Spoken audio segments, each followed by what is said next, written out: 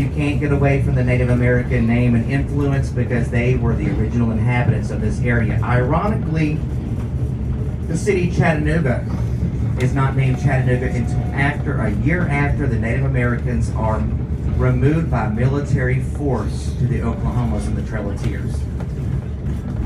Chattanooga comes from two different Native American words in the Creek, Shadanaagsa, meaning rock coming from the ground to a point, very specifically referring to Lookout Mountain, where it comes to an abrupt stop just beyond the incline railway, high rising above the city. Everyone can see that.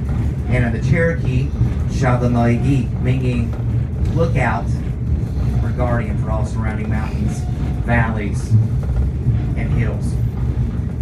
So it's ironic because it was known as Ross's Landing. Of course, Ross's Landing, nice and terraced off across from the aquarium today. But it was a small trading post along the Tennessee River. Ross, that's not a very Native American sounding word. Daniel and later his son John that becomes chieftain of one of the tribes here, they're only a quarter Cherokee.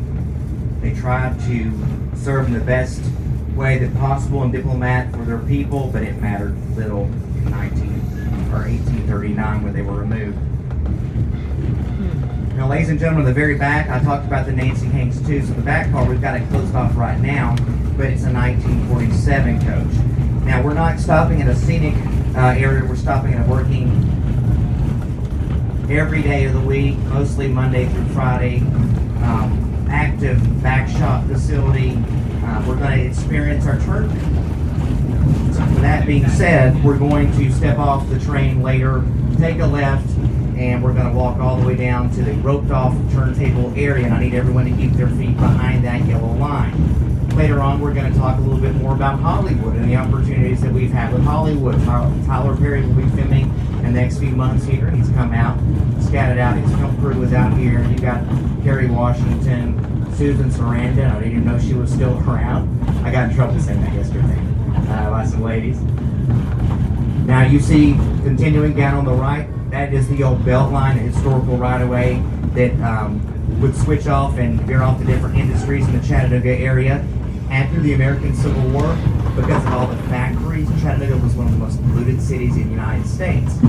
But during Reconstruction, the people welcomed those industries because it provided jobs, and they didn't really care about the air quality at that time. They cared about the livelihood of their families and themselves. So you see several cars. That's actually a stainless car, 1939. You started to see more and more of those in the 40s, but that's a little earlier on as far as that very Art Deco type of stainless and, of course, lighter weighted material used on those train cars.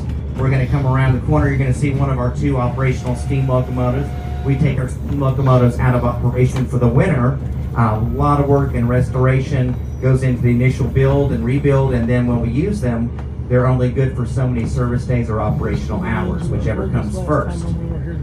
So all museums have to take those offline. That's a 1904 steam locomotive built by the American Locomotive Company, coal-operated, hand-fired. We train our engineers, firemen on steam and diesel, our conductors, our trainmen, all of those. The other is in the shop. You can't currently see the 4501, a 282 Mikado built in 1911, the very first of 182, built for the Southern, and it's the only one left. The rest were torched, scrapped.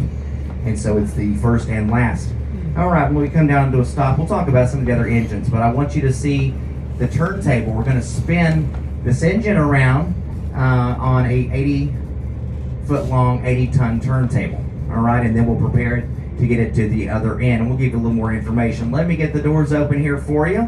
You'll hear my very loud voice call for when it's time to exit the train. Just a moment.